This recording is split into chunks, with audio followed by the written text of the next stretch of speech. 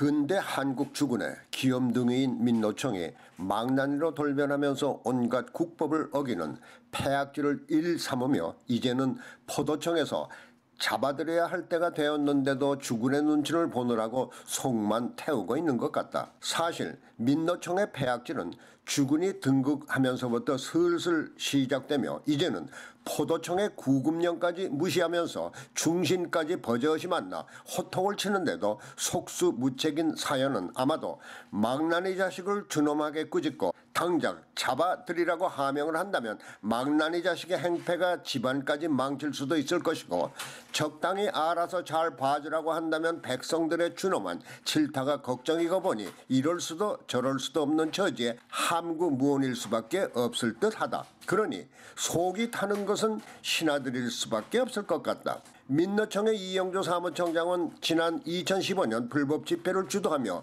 경찰관 수십 명의 목숨을 위태롭게 하고 경찰 차량 40대 이상을 파손시킨 범법자로 수배를 받아온 형사 피의자다.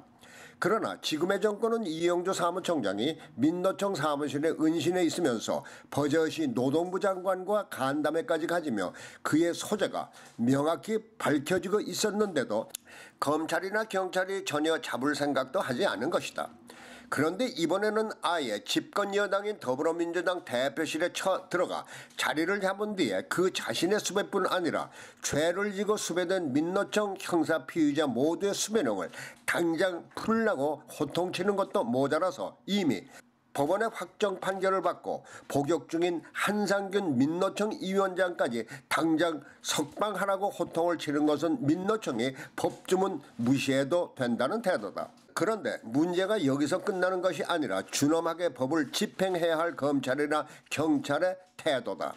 아무리 집권당이라고 하지만 그 당사가 치외법권지대도 아니고 보면은 공권력을 투입해서 이들을 체포할 수도 있다. 그런데 아직 그럴 생각이 없다는 것이다. 여기에 집권당인 더불어민주당도 동조하는 모양새다.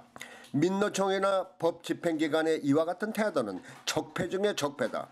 그런데 지금 모든 적폐를 처단하겠다며 서술이 퍼렇게 나서고 있는 지금의 정권이 왜 민노총에 대해서는 속수무책인가 하는 것이다. 만일 지금의 정권이 민노총에 대한 정당한 법 집행을 시행하지 못한다면 한국의 법치를 지킬 능력이나 의사가 없다는 것이며 결과적으로 그들의 적폐 청산 작업은 잘못된 것이다.